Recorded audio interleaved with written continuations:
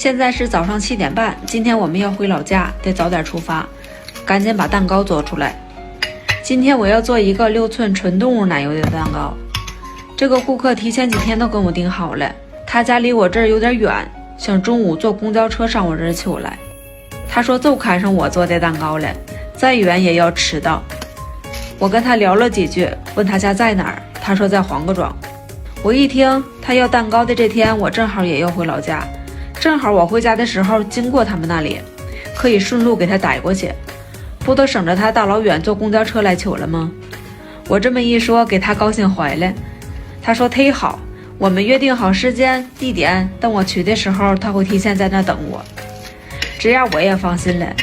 最起码我给他送蛋糕用保温袋装着，冰袋冰着，开车也快，到那儿蛋糕肯定化不了。这要是他坐公交车来求，天这么热也会化一些。